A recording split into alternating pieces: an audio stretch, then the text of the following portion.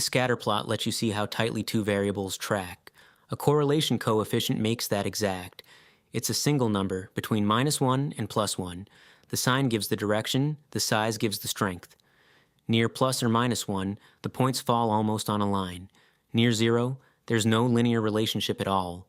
The real efficiency is doing this for every pair of numeric columns at once.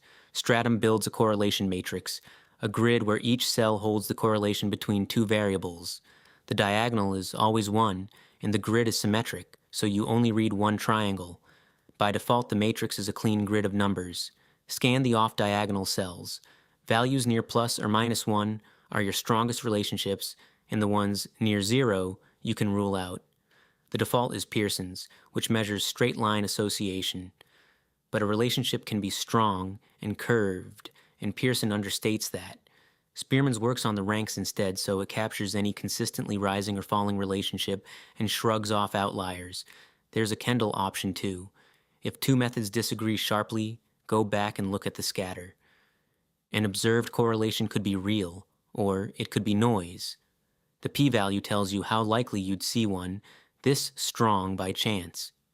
Turn on highlight p-value and Stratum colors just the significant cells. Blue for positive, red for negative, deeper for a smaller p, so the relationships that matter pop and the rest stays blank. Turn on show CI, and it adds a Fisher-Z confidence interval to every cell, so you read not just the estimate but how precisely it's pinned down. One caution that can never be repeated too often: correlation is not causation. Next, the summary report.